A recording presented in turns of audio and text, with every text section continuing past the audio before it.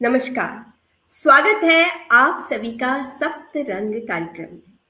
सप्तरंग कार्यक्रम की आज की श्रृंखला खास है क्योंकि आज हम एक बहुत ही महत्वपूर्ण विषय पर बातचीत करने वाले हैं। वो है यातायात और सड़क सुरक्षा।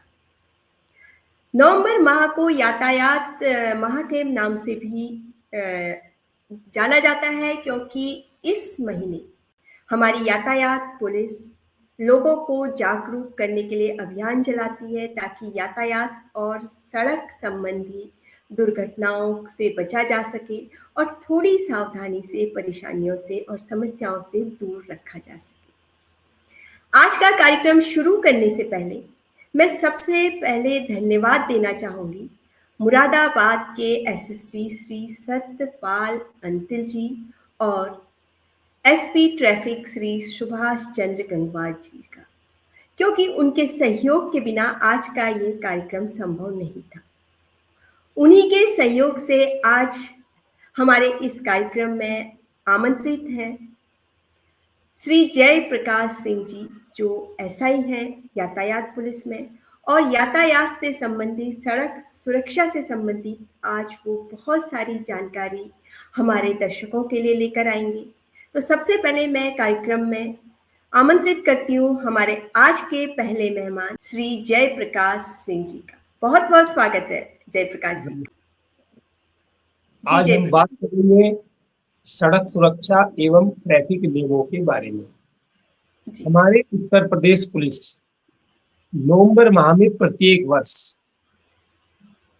इसको विशेष अभियान के रूप में मनाती है, जैसे स्कूल में बच्चों को जागरूक करना, सड़क पर सभी प्रकार के वाहन चालकों को जागरूक करना और आम जनमानस को जागरूक करना, और नुक्कड़ नाटक स्कूल में बच्चों के द्वारा नुक्कड़ नाटक के द्वारा भी बच्चों को और जनता को सबको ट्रैफिक नियम और सड़क सुरक्षा के बारे में हम लोग जागरूक पूरी ट्रैफिक पुलिस और मुरादाबाद या पूरे जनपद की यूपी पुलिस जागरूक कर रही है। देखिए यातायात जी जय प्रकाश जी, हमारे साथ एक और मेहमान जुड़े हुए हैं जो अपनी कविताओं के जरिए हमारे लोगों को जागरूक करेंगे। वो है कैप्टन नरेंद्र कुमार जी। बहुत बहुत स्वागत है नरेंद्र जी कार्यक्रम में जी। और मैं दर्शकों को बता दूं, नरेंद्र जी जो है अपनी कविताओं के माध्यम से विभिन्न विषयों को लेकर आते हैं और जन जागृति का अभियान चलाते हैं। आज जैसे कि हम बात कर रहे हैं यातायात पर, तो यातायात सड़क सुरक्षा से संबंधित अपनी कविताओं को लेकर आएंगे। तो स्वागत करती हूँ मैं आप दोनों हमारे मेहमानों का आज के इस कार्यक्रम में। तो जी नरेंद्र जी, और शुरुआत करती हूँ जय प्रकाश जी से कि आप हमें थोड़ा सा यातायात के बारे में और अपने बारे में बताइए, फिर हम कार्यक्रम को आगे ले जाते हैं। मैं सबसे पहले अपना परिचय दे रहा हूँ। मैं सब इंस्पेक्टर जय प्रकाश सिंह ट्रैफिक पुलिस मुरादाबाद में नियुक्त हूँ और मैं अपने अधिकारी श्री वरिष्ठ पुलिस अधीक्षक श्री सतपाल अंतिल जी और यातायात पुलिस अधीक्षक श्री सुभाष चंद्र गंगवार जी का कि उन्होंने मुझे ट्रैफिक रूल्स और सड़क सुरक्षा के बारे में जनता को जागरूक करने के लिए अनुमति दी। सर का बहुत बहुत धन्यवाद। देखिए आज जो है यातायात बहुत ही जटिल समस्या है। जैसे इतनी बड़ी जनहानि हमारे प्रदेश में भारतवर्ष में बीमारी से भी नहीं है जितनी रोड एक्सीडेंट में है। प्रत्येक वर्ष के आंकड़े बताते हैं कि इतनी जनहानि कैजुअलिटी मनुष्य की बीमारी से नहीं है जितनी रोड एक्सीडेंट में है। जब व्यक्ति बीमार होता है तो उसको दवाई खाने का मौका मिलता है, अवसर प्रदान होता है और वो ठीक हो जाता है। लेकिन रोड एक्सीडेंट इतने भयानक होते हैं कि लोग ऑन स्पॉट वहीं पर मृत्यु हो जाती है या बहुत ज्यादा गंभीर रूप से घायल हो जाते हैं और अस्पताल तक नहीं पहुंच पाते। तो ये बहुत ही ध्यान देने की जरूरत है। अब इस आगे चलते हैं इसी क्रम में कि ट्रैफिक रूल्स क्या क्या है। नंबर पहला ही पॉइंट है इसका कि जिन बच्चों की उम्र 18 वर्ष से कम है वो किसी भी प्रकार का वाहन नहीं चला सकते। लेकिन फोन और वाहन दोनों चीजें ऐसी हैं बच्चों को और आम नागरिक को अपनी ओर आकर्षित करती है। और जो जिनकी उम्र परिपक्व है वो तो समझ जाते हैं, लेकिन बच्चों के पास नासमझी है और वो इसके आकर्षण में आ जाते हैं। जैसे कि 18 वर्ष की उम्र में वो कम में वो वाहन चलाते हैं, जो कि गलत है। पिछले वर्षों तक जो शासन ने इस पे जुर्माना रखा था, जो नाबालिग बच्चे हैं उन पे 5,000 रुपए का जुर्माना था, और जो वो वाहन चलाते समय उन पर जुर्माना कर दिया जाता है।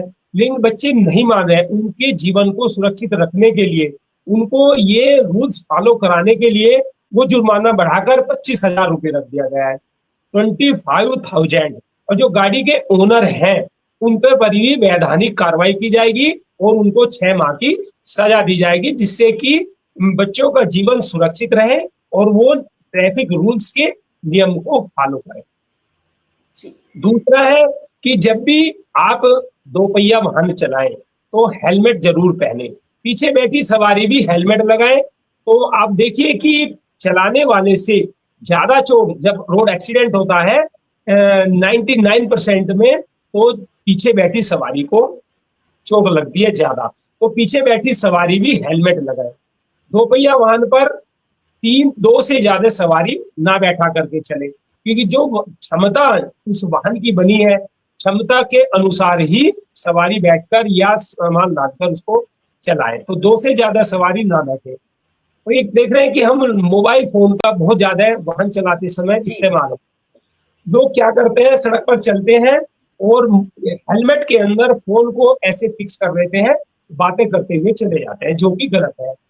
ड्राइविंग जो होती है वो ध्यान और नजर से होती है। अब हमारा सारा ध्यान कहीं नहीं चला गया, मोबाइल फोन पर बात करने में और सुनने में।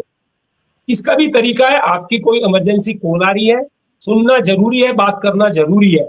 कोई आपका रिश्तेदार, रिलेशन में दोस्त साथी बीमार है, हॉस्पिटल में है, या आपको कोई उसको मेडिकल एड देने जाना है, आपका कोई, कहने का मतलब है कि कोई इमरजेंसी कॉल है, सुनना और बात करना जरूरी है। तो अपने वाहन को बिल्कुल रोड के किनारे रोकिए, बात करिए, सुनिए और फिर अपने बात करने के बाद गंतव्य स्थान को जाइए।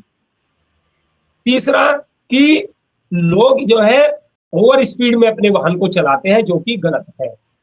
रोड सिग्नल का भी प्रयोग नहीं करते। देखते हैं कि ट्रैफिक पुलिस या पुलिस चौराहे पर खड़ी है तो ट्रैफिक सिग्नल का उपयोग करते हैं, नहीं तो उसका वोल्यूशन करके आगे बढ़ जाते हैं, जो कि गलत है। जब हम और आप रोड पर चल रहे होते हैं तो ट्रैफिक सिग्नल का भी पालन करना होता है। ट्रैफिक सिग्नल है, जैसे हमारी रेड लाइट है, ग्रीन लाइट है और हरी लाइट है। रेड लाइट आप जानते हैं कि उस पर मैं यहाँ पर आपको रोकना चाहूंगी। आपने पहले तो 2 पहिया वाहन पर बहुत बढ़िया और महत्वपूर्ण जानकारी दी, जिसके कारण हमारे आजकल हम कई ऐसी दुर्घटनाएं सुन रहे हैं जो बच्चों से संबंधित है, और बच्चों को मोटरसाइकिल या ऐसी चीजें दे दी जा रही है जो उस एज के बच्चों को चलाने का नियम नहीं है। तो ये तो बहुत बढ़िया आपने जानकारी दी कि हमें बच्चों को उनकी एज के हिसाब से गाड़ियां देनी चाहिए।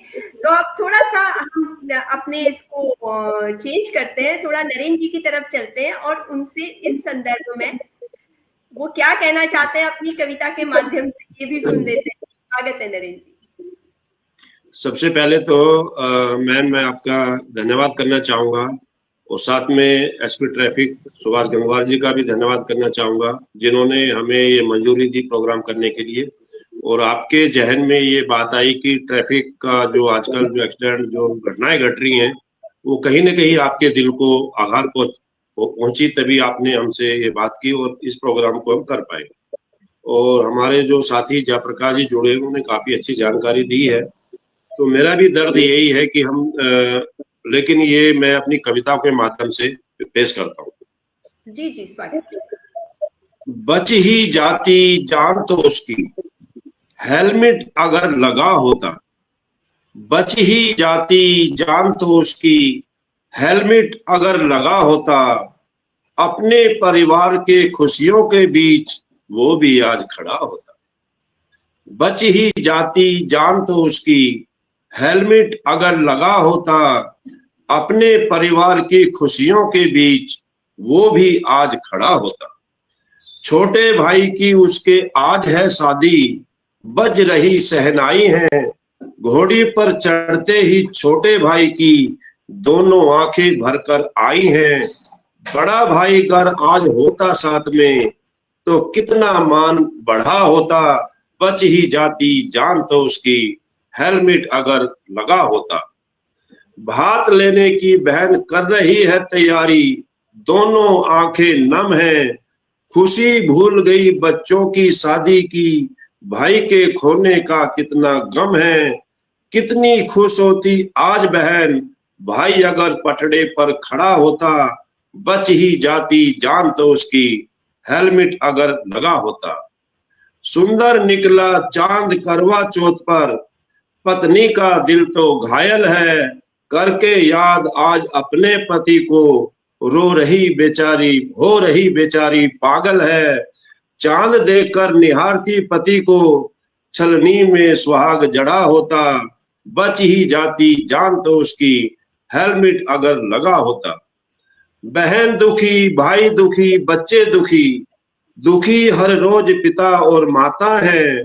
सिंदूर उजड़ जाता है पत्नी का, क्यों ये नहीं समझ में किसी की आता है। नहीं समझ पाते हैं लोग, जानिए हेलमेट का जान से ज्यादा, हेलमेट का खर्च नहीं बड़ा होता। बच ही जाती जान तो उसकी, हेलमेट अगर लगा होता। खुशियों के मौके पर अपनों को भाई मत ना अश्क बहाओ तुम। मोटरसाइकिल पर बैठते ही हेलमेट जरूर लगाओ तुम। उसने भी अगर लगाया होता हेलमेट, तो ये दिल में दर्द ना आज बड़ा होता। बच ही जाती जान तो उसकी, हेलमेट अगर लगा होता। अपने परिवार की खुशियों के बीच वो भी आज खड़ा होता। जी मैम। बहुत सुंदर नरेंद्र जी, जो जयप्रकाश जी ने बात बताई हेलमेट, मोबाइल या किस तरह से हमें दोपहिया वाहन चलाना चाहिए, उसको आपने अपनी कविता के माध्यम से बहुत ही प्रभावी ढंग से बताया। और क्या स्थिति होती है जब किसी के साथ ये गुजरती है, उसको भी हम तक पहुंचाने के लिए और दर्शकों को जागरूक करने के लिए आपने इस कविता के माध्यम से आपका मैं धन्यवाद करती हूँ।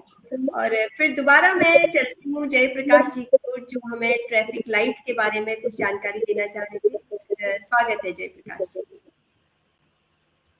ट्रैफिक लाइट के बारे में बात करते हैं तो ट्रैफिक की जो लाइट है सिग्नल है, वो रेड लाइट है, पीली लाइट है और ग्रीन लाइट है। रेड लाइट का मतलब है कि वाहन को रुकना होता है, और कहाँ एक चौराहों पर स्टॉप लाइन बना दी जाती है, उस पर लिख दिया जाता है, रोड पर सफेद पेंट से सीधी पट्टी डाल दी जाती है और उस पर लिख दिया जाता है स्टॉप लाइन। तो वाहन को जब रेड लाइट होती है रुकना होता है स्टॉप लाइन से 2 या 3 मीटर पीछे। गलती अमूमन क्या करते हैं, ट्रैफिक रूल्स और सिग्नल के बारे में जानकारी नहीं होती तो वो स्टॉप लाइन पार करके या स्टॉप लाइन पर ही रुकता है, वो भी वोलेशन में आता है। दूसरा क्या है कि जब जिस वाहनों को रेड लाइट हो रखी है अपने लेफ्ट जाना है, तो वो क्या करते हैं कि जब रेड लाइट हो गई तो जिन वाहनों को सामने जाना है या दाहिने जाना है अपने, तो वो तो रुक जाते हैं। अब जिनको लेफ्ट फ्री होना है और लाइट हो रखी है, तो जो पीछे वाला वाहन है जिनको सीधे जाना है वो क्या करते हैं, या दाहिने जाना है, वो ये गलती करते हैं कि जो लेफ्ट फ्री के लिए खाली स्थान छोड़ा गया है ट्रैफिक पुलिस के द्वारा या पुलिस के द्वारा, उस पे आकर को अपना वाहन रोकते हैं। तो जब वो वाहन रोक देते हैं, पूरी सड़क को कवर कर लेते हैं, तो जो जिनको लेफ्ट जाना होता है तो उनकी अज्ञानता के कारण वो भी खड़े होते हैं और उनका जो है टाइम वेस्ट होता है। तो लेफ्ट फ्री में का ध्यान रखें जब भी रेड लाइट हो। दूसरा है कि पीली लाइट। पीली लाइट इस बात का संकेत है कि पीली लाइट ग्रीन लाइट के रेड लाइट होने से पहले जलती है, तो उसका समय मुश्किल से 4 या 5 सेकंड का होता है। तो वो इसलिए अलर्ट करती है पीली लाइट कि अभी आप ना चलें और 4 या 5 सेकंड में आप एक सड़क से दूसरी सड़क पर नहीं जा सकते और चौराहे को भी पार नहीं कर सकते। तो पीली लाइट आपको अलर्ट करती है कि आप अभी रुके रहें। जब भी ग्रीन लाइट चलती रहती है और वाहनों का आवागमन जारी रहता है, तो उसके बाद कभी भी सीधी रेड लाइट नहीं जलती, उससे पहले ग्रीन लाइट रेड लाइट होने से पहले येलो लाइट जलती है। तो ट्रैफिक पुलिस चौराहे पर मौजूद हो या ना हो, हमें और आपको वाहन चलाते समय ट्रैफिक सिग्नल का जरूर उपयोग करना चाहिए। अब जनता सोचती है कि हमें तो ट्रैफिक पुलिस ने रोका ही नहीं है और हमारा जो है रेड लाइट जंप कर जाते हैं। अब हम आपको लेटेस्ट जानकारी के लिए बता रहे हैं कि तकनीकी आगे बढ़ गई है। सभी शहरों में सीसीटीवी कैमरों के द्वारा पूरे शहर में चालान है, तो सीसीटीवी कैमरे के द्वारा ही आपका चालान हो जाएगा, जिस प्रकार का भी आप वोलेशन करेंगे। फिर गलती करते हैं आगे कि अपने वाहन को ज्यादातर लोग रोंग साइड चलाते हैं। अब जैसे एक यू टर्न बना है, तो यू टर्न से घूम के नहीं आएंगे और वो वहीं से एक छोटा सा कट है, उसी से रोड पार कर जाएंगे और गलत दिशा में अपना वाहन चलाएंगे, तो इसमें भी बहुत ज्यादा रोड एक्सीडेंट होने के कारण है। तीसरा, जब आप 4 व्हीलर चलाएं तो ड्राइवर और बराबर में बैठे सहयात्री भी अपनी सुरक्षा के लिए सीट बेल्ट जरूर लगाएं। आपके वाहन पर हाई सिक्योरिटी नंबर प्लेट होना अनिवार्य है। वो एक मानक की है, उसमें बार कोड होता है, 10 डिजिट का एक बार कोड दिया होता है। पूरे ऑल इंडिया में एक ही मानक की नंबर प्लेट रख दी गई है और उसका नाम है HRP, high security number plate. और वो नंबर प्लेट आगे और पीछे बिल्कुल एक जैसी होनी चाहिए। जब आप वाहन चलाते हैं तो वाहन के सारे डॉक्यूमेंट्स आपके वाहन के साथ होने चाहिए। मूल प्रति आप अपने घर पर रखिए सुरक्षित, और उसकी छाया प्रति साथ में रखिए, या आप उनको डॉक्यूमेंट्स को अपने प्रपत्र को गाड़ी के छाया प्रति में दिखा दीजिए, या एम परिवहन डिजी लॉकर में दिखा दीजिए, व्हाट्सएप पर फोटो में दिखा दीजिए, सब तरह मान्य है। तो जैसे आपका लाइसेंस, दूसरा आपका गाड़ी का फिटनेस प्रमाण पत्र, तीसरा गाड़ी का प्रदूषण, और चौथा आपका जो है गाड़ी का बीमा, ये सभी, और गाड़ी का रजिस्ट्रेशन RC, ये सभी पांचों डॉक्यूमेंट्स गाड़ी पर होने अनिवार्य है। पुलिस के द्वारा मांगने पर चालक और ओनर का कर्तव्य बनता है कि उसको दिखाएं, नहीं तो जो आप संबंधित डॉक्यूमेंट्स नहीं दिखाए जाएंगे, उससे रिलेटेड संबंधित आपके ऊपर फाइन कर दिया जाएगा। फाइन 2 प्रकार से होता है, एक गाड़ी को रोककर मैनुअल तरीके से, दूसरा मैंने बताया कि सीसीटीवी कैमरे लगे हैं, जिस प्रकार का जैसा भी आप वोलेशन करेंगे, जुर्माना आपके मोबाइल पर मैसेज आ जाएगा। लोग हमारे पास चल के आते हैं ट्रैफिक पुलिस के, सर हमने तो कोई वोलेशन नहीं किया, किसी भी प्रकार का ट्रैफिक रूल्स नहीं तोड़ा, फिर भी हमारे पास ये देखो जुर्माने का मैसेज आ गया है। तो हमारे पास एक ई चालान ऐप दे दिया गया है। जैसे हम लोग नंबर, गाड़ी का नंबर डालते हैं, मोटरसाइकिल का या किसी भी वाहन का नंबर डालते हैं, तो उसमें पूरी डिटेल आ जाती है कि आपने किस प्रकार का कौन सा वोलेशन किया है। तो इसलिए ट्रैफिक नियमों का फॉलो करिए और अपना जुर्माने से बचिए, अपने जीवन को सुरक्षित रखिए। नेक्स्ट पॉइंट है कि एक वाहन से दूसरे वाहन की जब आप रोड पर चलते हैं तो 20 से 25 मीटर की दूरी बना करके चलिए। उससे फायदा क्या मिलेगा? जैसे अचानक से सामने वाला जो वाहन आपके आगे चल रहा है, कोई जानवर आ जाता है या कोई दौड़ करके व्यक्ति रोड पार करता है, तो सामने वाला वाहन उसको बचाने के लिए इमरजेंसी ब्रेक लेगा और आप गाड़ी से वाजिब दूरी बना के आगे वाले वाहन से चल नहीं रहे, तो आपको भी चोट लगेगी और गाड़ी में भी आपका नुकसान होगा। तो इसलिए 20 से 25 मीटर की दूरी बना करके आप चलें। आपकी गाड़ी में दोनों तरफ मिरर लगे होने चाहिए, आगे और पीछे चारों आपके इंडिकेटर जलते हुए रहने चाहिए, और आपकी जो पीछे की बैक लाइट है वो ब्रेक सिस्टम से जुड़ी होनी चाहिए। ब्रेक सिस्टम, उसका फायदा क्या, कभी कभी वो तार हट जाता है या लाइट का बल्ब फ्यूज हो गया तो उसको चेक करा लीजिए और प्रॉपर तरीके से इंडिकेटर, मिरर और आपकी बैक लाइट जलती रहनी चाहिए। बैक लाइट का यहाँ पर ये महत्व है कि जब आगे आगे जो वाहन चल रहा है उसको आगे कोई बाधा आ गई, अवरोध उत्पन्न हो गया, तो ब्रेक लेना चाहता है या वो अपने वाहन को स्पीड धीरे करने चाहता है, तो आप समझ जाएंगे जब बैक लाइट जलेगी, तो जब आप ट्रैफिक रूल जानते हैं, वाहन चलाने के नियम जानते हैं, आपको जानकारी है, तो आप भी अपने वाहन को कंट्रोल कर लेंगे, अपने वाहन की स्पीड धीरे कर लेंगे। जब आप और हम रोड पर चलते हैं तो कुछ रोड साइन भी बने हैं, रोड सिग्नल के साथ साथ रोड पर कुछ रोड साइन भी बने हैं। जैसे वो 3 प्रकार के होते हैं, एक आदेशात्मक होते हैं, एक चेतावनी वाले होते हैं, एक सूचनात्मक आते हैं। जो गोल बोर्ड में बने हैं, गोल आकार में, तो वो आदेश आपको दे रहे हैं कि जैसे गोल आकार में उस पर लिखा है 40, 30 या 60, उसके मायने ये है कि इस क्षेत्र में आप 40 किलोमीटर प्रति घंटा की स्पीड से अपने वाहन को चलाइए। जहां 60 लिखा है 60 चलाइए, जहां 30 लिखा है तो 30 की स्पीड से चलाइए, नहीं तो आपके ऊपर जुर्माना होगा। दूसरे प्रकार के जो रोड साइन है वो क्या है कि चेतावनी आपको दे रहे हैं, आप किसी अजनबी अनजान रास्ते पर वाहन को चला रहे हैं, आप उसके बारे में नहीं जानते, तो वो त्रिभुजा आकार में बने होते हैं। जैसे थोड़ी दूर पर आगे आप चले तो बाएं साइड में त्रिभुजाकार में स्कूल का एक चिन्ह बना है, तो आप समझ जाइए आगे स्कूल है, कोई बच्चा दौड़ के पार करेगा।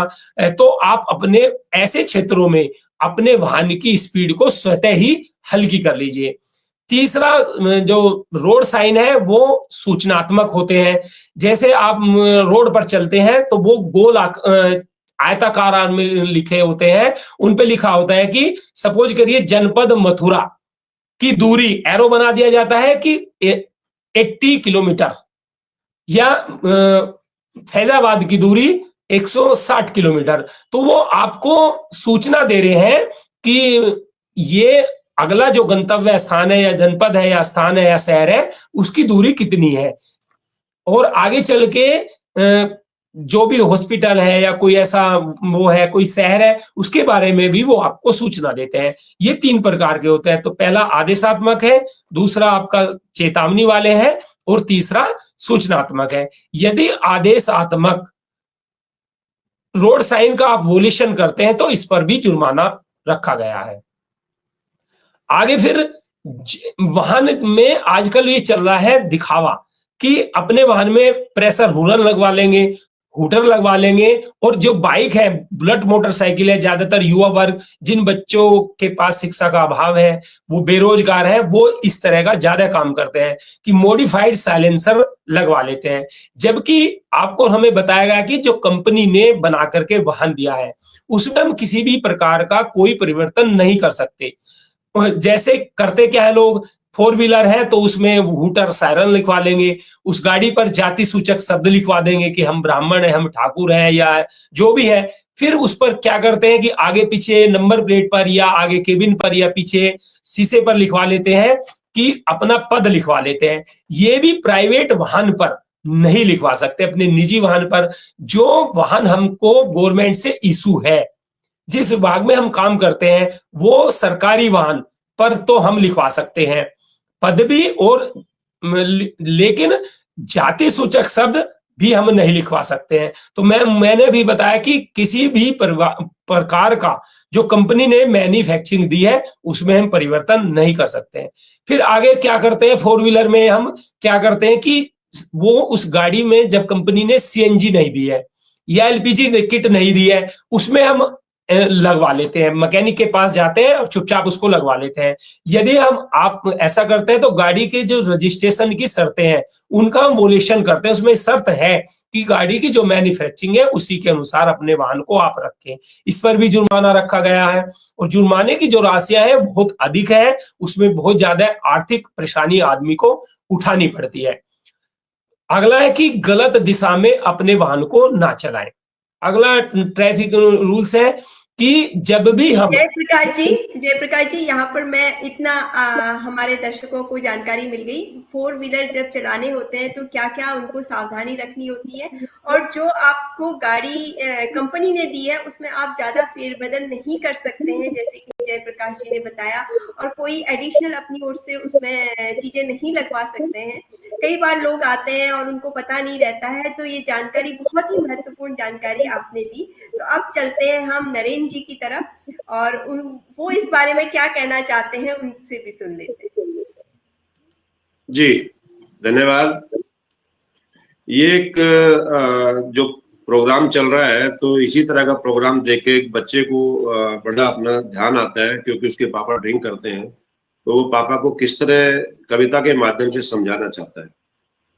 गाड़ी लेकर निकले हो पापा जी, घर वापस जल्दी आ जाना। गाड़ी लेकर निकले हो पापा जी, घर वापस जल्दी आ जाना। ट्रैफिक नियमों का करके पालन, आप अपनी जान बचा जाना। दारू पीकर न चलाना पापा जी, सीट बेल्ट भी जरूर लगा लेना।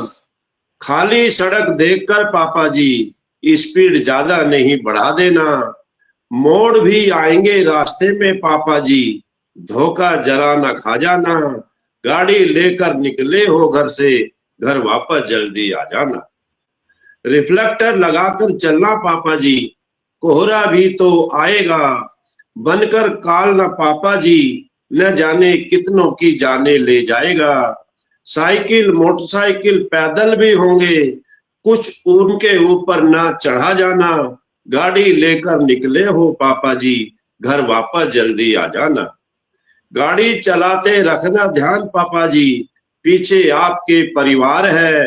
अगर आपको कुछ हुआ तो लुट जाना, हम सबका ही संसार है। करके गलती आप पापा जी, हम सबके आंसू नहीं बहा जाना। गाड़ी लेकर निकले हो पापा जी, घर वापस जल्दी आ जाना। अगर आपको कुछ हुआ तो बोलो, मम्मी कैसे कमा कर लाएगी। गंदी नजरें लगेंगी तकने पापा जी, जहां जहां भी वो जाएंगी। अच्छे भले परिवार का ना पापा जी, कभी अपनी शान घटा जाना। गाड़ी लेकर निकले हो पापा जी, घर वापस जल्दी आ जाना। हमारी तरफ तो देखो पापा जी गौर से, हम तो आपके, आप ही तो हमारे रक्षक हैं। ट्रैफिक नियमों को ना करके पालन, नहीं बनना आपको हमारा भक्षक है। जितनी बात समझाई है पापा जी, आप जरा ना भुला जाना। गाड़ी लेकर निकले हो पापा जी, घर वापस जल्दी आ जाना। ट्रैफिक नियमों का करके पालन, आप अपनी जान बचा जाना। जी मैम। बहुत सुंदर नरेंद्र जी आपने बताया, और वाकई ट्रैफिक रूल कितने जरूरी हैं हम सब के लिए, और एक परिवार के लिए आप लोगों को ये सोचना चाहिए, क्योंकि जिस व्यक्ति की इस तरह से कुछ हानि होती है वो अलग बात है, लेकिन उसके पीछे जो परिवार छूट जाता है उसके लिए बहुत ही मुश्किल परिस्थितियां होती हैं। तो जयप्रकाश जी, जैसे नरेंद्र जी की कविता में 2 बातें थी, एक सीट बेल्ट, कोहरा, जो बहुत बार दुर्घटना के कारण बनते हैं, तो इसके बारे में आप थोड़ा बताइए हमारे दर्शकों को।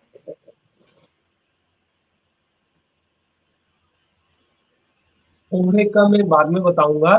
अभी मैं जो रोड हमारे रोड चिन्ह है, सड़क चिन्ह है, उनके बारे में 2-3 बातें और बता दूं। जैसे ट्रैफिक सिग्नल है, उसका हमें उपयोग करना चाहिए। दूसरा क्या है कि सड़क पर स्टॉप लाइन है जो चौराहों पर बनी है, उसका भी हमें पालन करना चाहिए, और उसकी हमें जानकारी होना चाहिए कि जब भी रेड लाइट सिग्नल जला हो और वाहन हमें रोकना है, और स्टॉप लाइन से पीछे। और ये किस तरह का होता है, मैंने अभी पिछली बात में बताया था कि सफेद पट्टी से सीधी रेखाएं डाल दी जाती है, उस पर लिख दिया जाता है स्टॉप लाइन। दूसरा रोड चिन्ह है हमारा zebra crossing. Zebra crossing stop line से आगे बना दी जाती है, और जब रेड लाइट सिग्नल जला होता है और पैदल यात्रियों को एक सड़क से दूसरी सड़क पर जाना होता है, या उसको पूरा चौराहा पार करके उस ओर जाना होता है, तब पैदल यात्री जेब्रा क्रॉसिंग से होकर ही जाते हैं। तो जेब्रा क्रॉसिंग पैदल यात्रियों को सड़क पार करना और चौराहे पार करने का स्थान है। अगला है कि स्पीड ब्रेकर। स्पीड ब्रेकर के मायने ये है कि जैसे ही हमारा स्पीड ब्रेकर वाहन के आगे आता है तो हमारा कर्तव्य बनता है कि वाहन की स्पीड हम स्वतः ही धीरे कर लें, जिससे वो कंट्रोल हो जाए। अगला है कि ट्रैफिक लेन। जो हमारे बड़े बड़े नेशनल हाईवे हैं उन पे आपने देखा होगा कि 6 लेन बना दी जाती है। तो एक होता है डिवाइडर जो सड़क को 2 बराबर भागों में बांटता है। दूसरा, एक भाग पर हम ट्रैफिक लेन बना देते हैं तो उसमें 3 लेन हो जाती है। तो जो सबसे बाएं वाली ट्रैफिक लेन है उसमें सभी प्रकार के लोडेड भारी वाहन चलाए जाते हैं। इस बात को फिर से सुने, जो हमारी सबसे बाएं ट्रैफिक लेन होती है उसमें सबसे ज्यादा भारी वाहन और लोडेड वाहन चलाए जाते हैं। जो दूसरे नंबर की हमारी ट्रैफिक लेन होती है मध्य वाली, उसमें सभी प्रकार के वाहन चलते हैं। तीसरा, ट्रैफिक लेन जो डिवाइडर के बराबर वाली है उसमें उसको खाली छोड़ दिया जाता है। वो इसलिए इमरजेंसी वाहनों के लिए और ओवरटेकिंग के लिए। इमरजेंसी वाहन की बात आई तो इमरजेंसी वाहन कौन से होते हैं? जैसे पुलिस के वाहन है, हमारी एम्बुलेंस है, फायर सर्विस की गाड़ियां हैं। तो आपको हमें जानकारी होनी चाहिए जो इमरजेंसी वाहन है उसमें ऐसा बीमार व्यक्ति बैठा है कि जिससे कि समय से उसको समय से पहुंचकर मेडिकल उपचार नहीं होगा, मदद नहीं मिलेगी, उस व्यक्ति की जान जा सकती है। यह फायर सर्विस की गाड़ी है कि संबंधित फैक्ट्री में कोई आग लगी है और उसको सूचना मिलती है कंट्रोल रूम के द्वारा, तो वो हूटर सायरन बजा के जा रही है। यदि आप उसके बारे में जानते हैं कि इमरजेंसी वाहन को पास देना भी हमारे ट्रैफिक रूल्स में हमारी जिम्मेदारी बनती है। यदि हम उसको पास पहले नहीं देते तो इस पर भी जुर्माना रखा गया है। तो तीसरी जो लेन है डिवाइडर के बराबर वाली, उसमें क्या है कि ओवरटेकिंग के लिए खाली छोड़ी जाती है और इमरजेंसी वाहनों के लिए, पुलिस के वाहनों के लिए। पुलिस की वाहनों की मैं बात बता दूं, कहीं दंगा हो रहा है उसको समय से पहले पहुंचना है, शांति व्यवस्था वहां पर लाइन ऑर्डर कायम करना है, तो पुलिस के वाहनों के लिए छोड़ दी जाती है। अब अगला है कि लोग जानते ही नहीं जब रोड पर चलते हैं कि इमरजेंसी वाहनों को भी पास देने की हमारी ड्यूटी बनती है। एक वाहनों में लोग क्या करते हैं कि ब्लैक फिल्म, काला शीशा लगा लेते हैं। काला शीशे के मायने ये है ब्लैक फिल्म के कि उसमें अंदर वाला व्यक्ति तो बाहर की वस्तुओं को, चीजों को देख सकता है, लेकिन बाहर से जो व्यक्ति जो देखना चाहे उसमें नहीं देख सकता है। उसमें क्या करते हैं लोग कि रोड के किनारे करके या कहीं पर खाली स्थान पे लगा करके उसमें शराब का सेवन करते हैं। वो इस तरह के काम करते हैं जो कि इसको गलत माना गया है। तो इस पर भी बैन है कि आप अपनी गाड़ी में काला शीशा, ब्लैक फिल्म लगाकर भी नहीं चल सकते हैं। अगला है कि अपने वाहन की स्पीड जो है हल्की रखें, जो जरूरत पड़ने पर उसको कंट्रोल कर लें। जब हम वाहन पर अत्यधिक लोड लाद कर चलेंगे, सामान लाद कर, या क्षमता से अधिक सवारी बैठा कर चलेंगे, तो उसमें होता क्या है कि जरूरत पड़ने पर हमारी जो स्टीयरिंग का वो संतुलन नहीं बनेगा, और जो हम ब्रेक लेना चाहते हैं वो भी ब्रेक भी नहीं लगेंगे, और वो गाड़ी ब्रेक लगने के बाद भी 10 से 15 मीटर आगे खिसक जाएगी, तो रोड एक्सीडेंट होगा। तो इसलिए अपने वाहन की में क्षमता से ज्यादा सवारी और सामान ना लादें, ओवरलोडिंग ना करें, और जो है अपने वाहन की जो स्पीड है वो लिमिट रखें, जो जरूरत पड़ने पर वो आपका वाहन पर आपका नियंत्रण हो सके।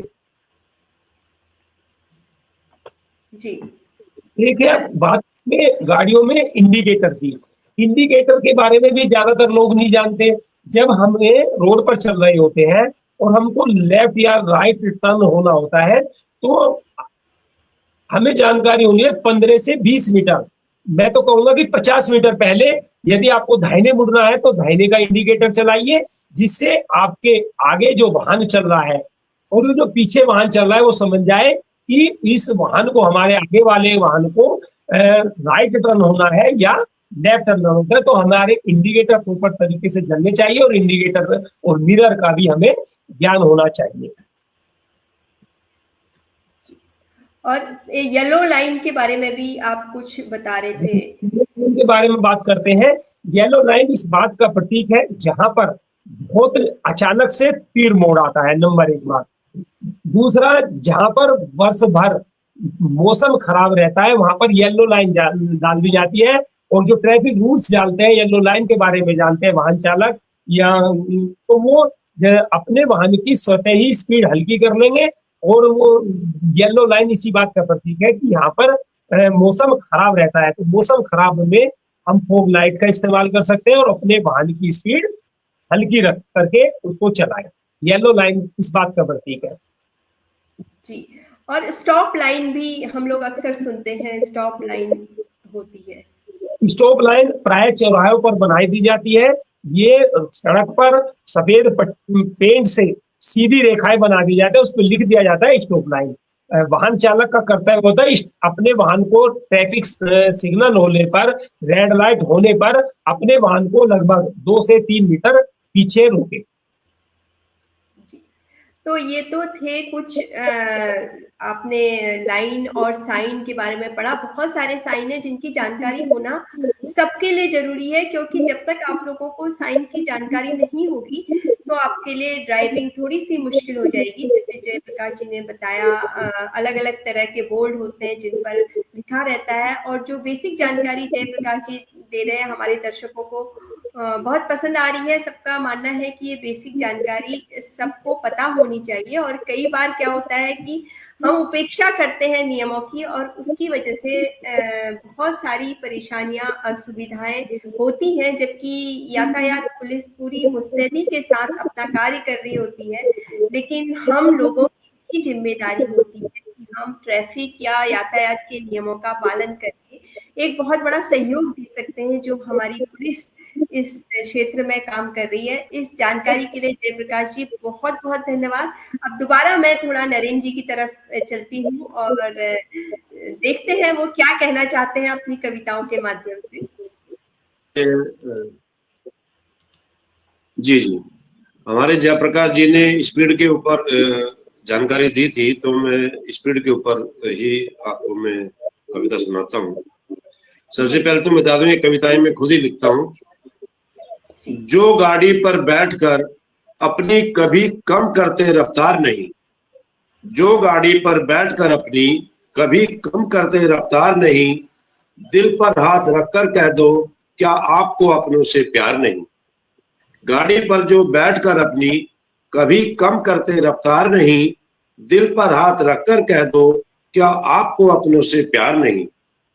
एक बेटे को करने में बड़ा माँ को 25 साल लग जाते हैं। बड़ा होकर जब चलाते हो गाड़ी बच्चे ये क्यों समझ नहीं पाते हैं। क्यों समझ में नहीं आता बिन बेटे माँ का कोई संसार नहीं। जो गाड़ी पर बैठकर अपनी कभी कम करते रफ्तार नहीं। अपनी बहन की सारी उम्र करनी है रक्षा, क्यों भूल वो जाते हैं। हेलमेट सीट बेल्ट तक नहीं पहनते, दारू पीकर और चलाते हैं। बहन के दिल पर क्या गुजरेगी जब रक्षा बंधन पर होगा भाई का दीदार नहीं। जो गाड़ी पर बैठ के अपनी कभी कम करते रफ्तार नहीं। जन्म जन्म की खाकर कसमें क्यों पत्नी का साथ छोड़ जाते हो। खुद करते हो गलती बहुत बड़ी और खेल नसीब का तुम बतलाते हो। महत्वपूर्ण बात हमारी रह गई थी सीट बेल्ट की। देखिए, सीट बेल्ट लगाना इसलिए अनिवार्य है अपनी सुरक्षा के लिए। टू व्हीलर वाहन चलाते हैं, 4 पहिया वाहन, तो ड्राइवर के बराबर में बैठे सहयात्री भी अपनी सुरक्षा के लिए सीट बेल्ट लगाना बहुत अनिवार्य है। जब रोड एक्सीडेंट होता है तो गाड़ियां ईश्वर ना करे पलट जाती है, या आगे इतनी अचानक से इतनी तेज ब्रेक लगाने होते हैं इमरजेंसी कि उसमें जब आपको सीट बेल्ट लगी है तो आप सीट से बिल्कुल कसे हुए बंधे हुए हैं, साइड में गाड़ी के अंदर उथल पुथल नहीं लगे, तो इसलिए सीट बेल्ट लगाना बहुत जरूरी है। अब हम बात करते हैं कि स्कूल बस के क्या क्या नियम है।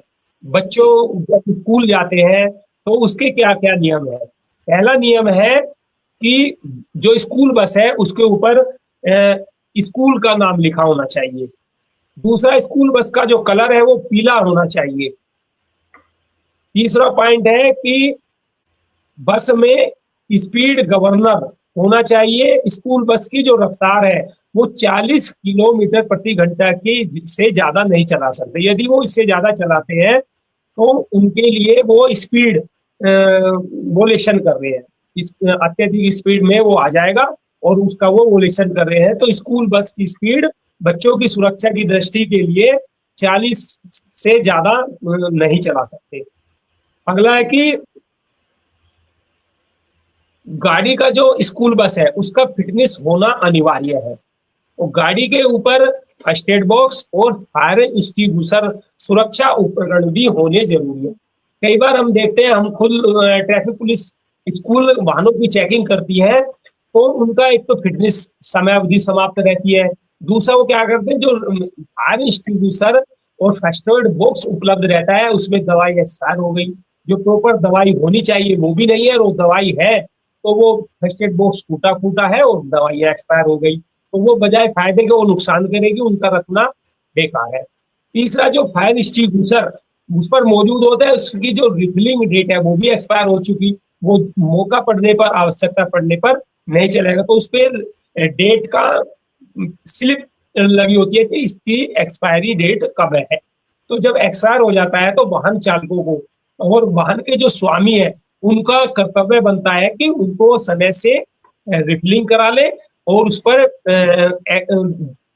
अपडेट उसको करा ले, और जो फर्स्ट एड बॉक्स है गाड़ी पर उपलब्ध उनको भी प्रॉपर तरीके से दवाई होनी चाहिए। अगला है, उसमें बस पर स्कूल का नाम और फोन नंबर लिखना बहुत अनिवार्य है जी। स्कूल बस के जो दरवाजे हैं वो प्रॉपर तरीके से बंद होने चाहिए जी। ड्राइवर के पास गाड़ी चलाने का लाइसेंस होना चाहिए, और जो वो गाड़ी चलाता है उसका भी फिटनेस प्रमाण पत्र होता है, जैसे आई दृष्टि उसकी सही है, उसके कानों से सुनने की क्षमता सही है, ये भी उसका मेडिकल वार्षिक परीक्षण होता है, उसका फिटनेस प्रमाण पत्र होता है इस तरह। और बच्चों के लिए उसमें उस बस की क्षमता 40 बच्चों की है या 30 बच्चों की है, वो 50 बैठा लेते हैं, तो क्षमता से अधिक भी उसमें बच्चे ना बैठाए, यही सावधानी जो है। और उस जो गाड़ी के ओनर है और जो गाड़ी के ड्राइवर है उनका जो पता है, एड्रेस है, वो भी गाड़ी पर उपलब्ध होना चाहिए, यदि कोई आकस्मिक दुर्घटना होने पर उसके साथ में वैधानिक कार्रवाई की जा सके। जी, तो ये स्कूल बस से संबंधित आपने जानकारी दी, और कई बार जहाँ पर बच्चे उतरते हैं, चढ़ते हैं, उनके लिए भी कोई विशेष नियम है स्कूल बस के? नियम है मैम, उनके लिए मैं बताना चाहूंगा कि वो चलते चलते बच्चों को सड़क पर गाड़ी चलते चलते ना उतारें, अपने वाहन को बिल्कुल रोड के बाएं किनारे या बिल्कुल नीचे उतार के रोक करके बच्चों को चढ़ाएं और उतारें, उनके लिए ये नियम है। कभी भी रोड पर चलते हुए बस से बच्चों को ना उतारें और ना चढ़ाएं। जी, तो ये तो स्कूल बस से संबंधित आपने नियम बताए। दूसरा एक हमारा छूट गया था अभी, जैसे कि उत्तर भारत में कोहरा बहुत ज्यादा हो जाता है और जब हम ड्राइविंग करते हैं तो बहुत बड़ी समस्या उत्पन्न होती है, तो इसके बारे में किस तरह से कोहरे में ड्राइविंग करनी चाहिए, क्या क्या सावधानियां रखनी चाहिए, उसके बारे में भी थोड़ी जानकारी हमारे दर्शकों को दे दीजिए।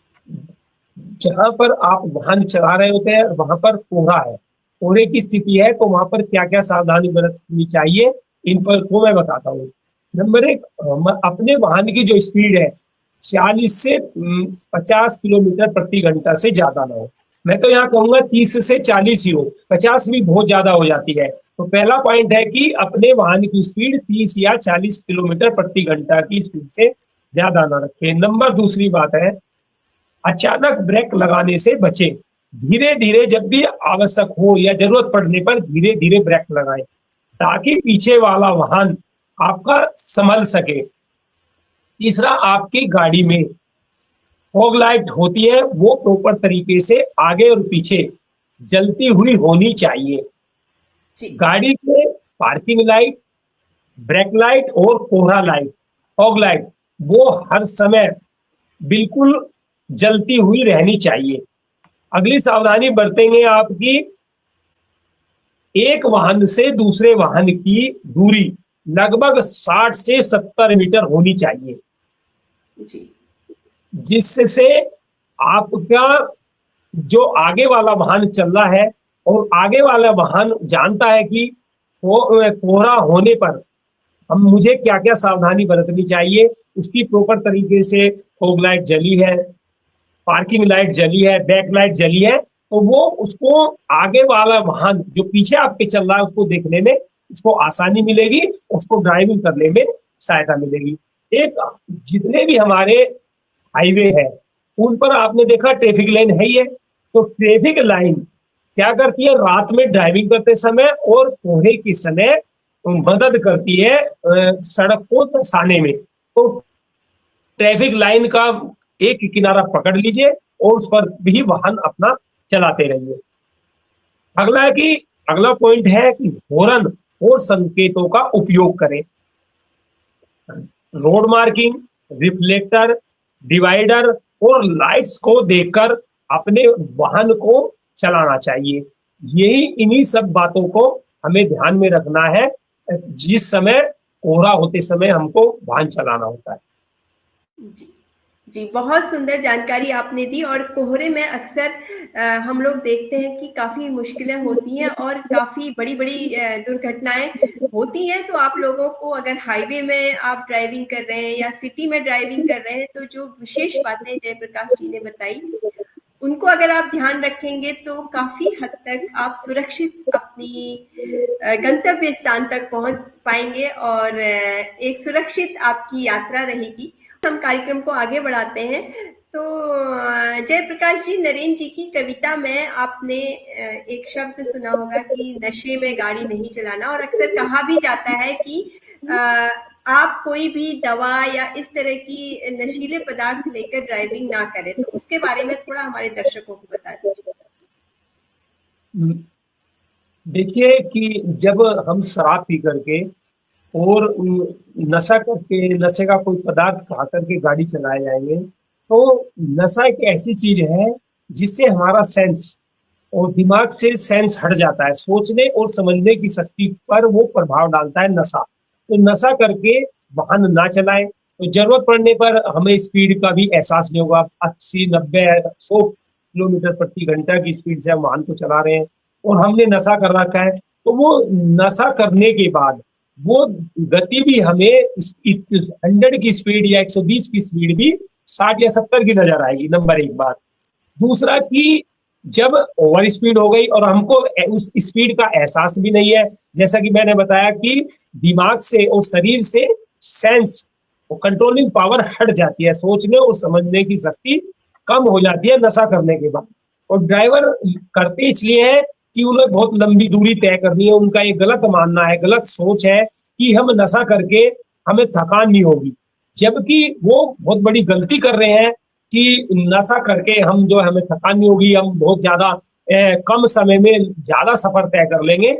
ये उनकी सोच गलत है। जबकि होना ये चाहिए कि हमें बिना शराब पिए कोई नशे का पदार्थ खा करके ड्राइविंग नहीं करनी चाहिए। शरीर की हर वस्तु की, हर टेक्निकल चीज की एक लिमिट होती है, एक उसकी क्षमता होती है। कोई भी आदमी, कोई मशीन या कोई भी उपकरण क्षमता से अधिक यदि काम करेगा तो उसको थकान होगी, बीमार होगा या उसके दुष्परिणाम सामने आएंगे।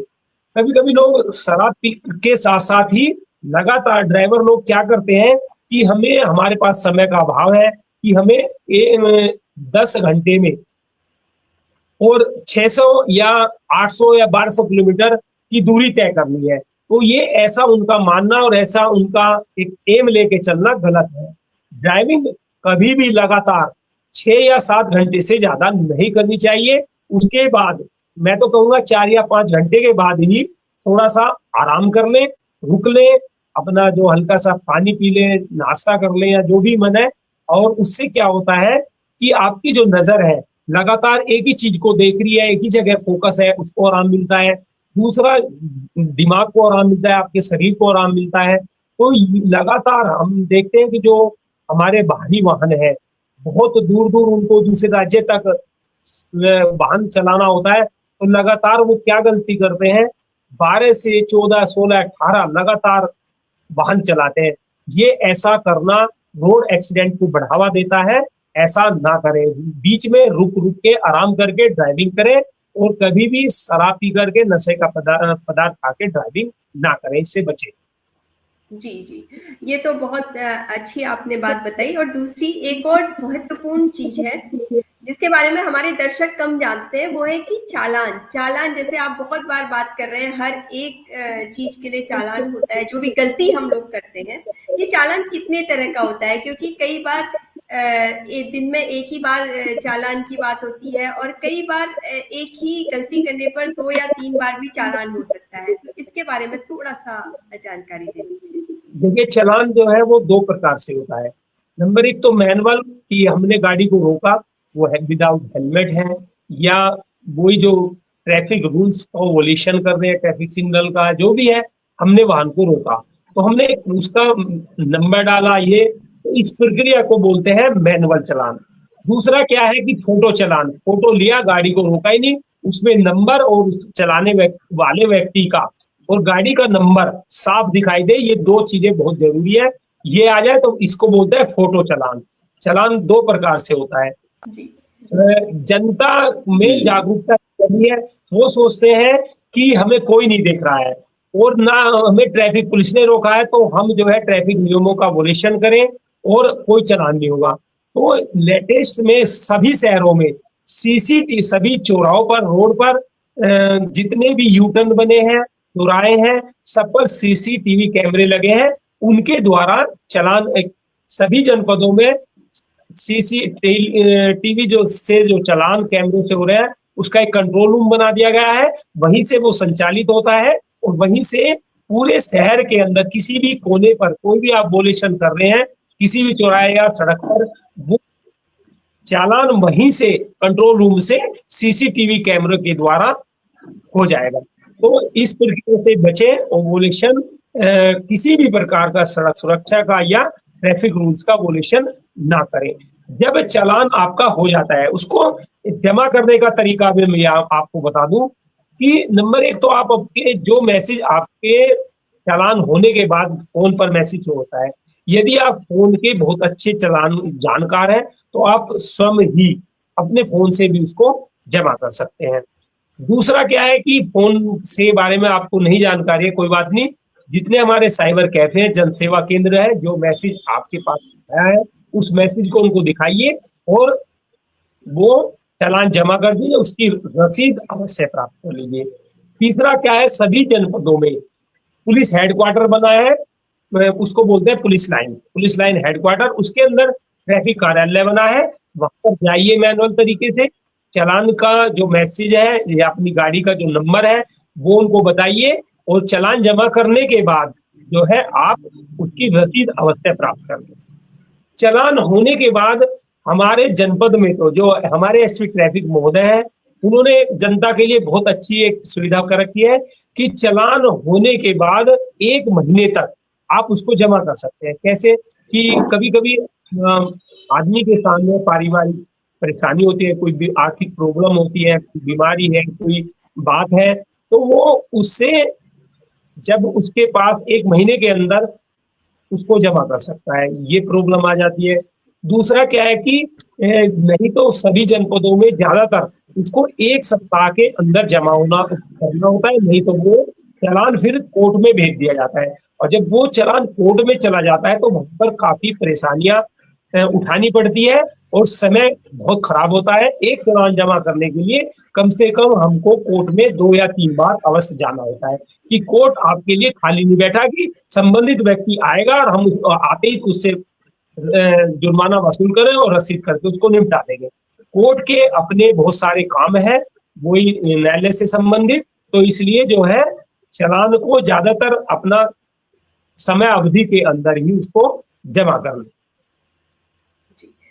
ये तो आपने बहुत अच्छी जानकारी दी चालान के बारे में, और चालान जितनी जल्दी हो जमा कर देना बहुत जरूरी है, ताकि बाद की परेशानियों से बचा जा सके। जैसे जयप्रकाश जी ने बताया कि कोर्ट में जाके आपको काफी और समय भी अपना नष्ट करना पड़ेगा, और हम अभी समय नष्ट नहीं करेंगे, नरेंद्र जी की ओर चलेंगे क्योंकि उनकी कविताएं रह गई हैं। तो स्वागत है नरेंद्र जी, आप अपनी कविताएं और अपने जो जागरूकता अभियान में इतना सहयोग कर सकते हैं, बहुत बहुत स्वागत है।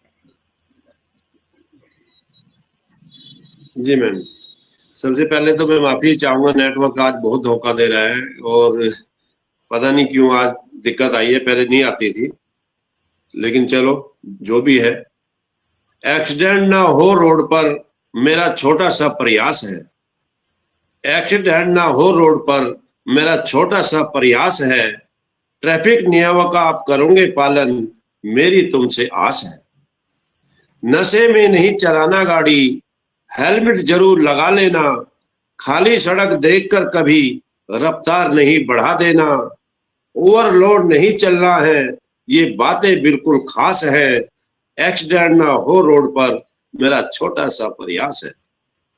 टायर ट्यूब का रखना ख्याल, सर्विस भी समय से करवाना है, हर मोड़ पर गाड़ी करना है धीरे, अंधेरे में नहीं चलाना है, कच्चे रास्ते गहरे गड्ढे भी गाड़ी को आते नहीं रास है, एक्सीडेंट ना हो रोड पर मेरा ये छोटा सा प्रयास है।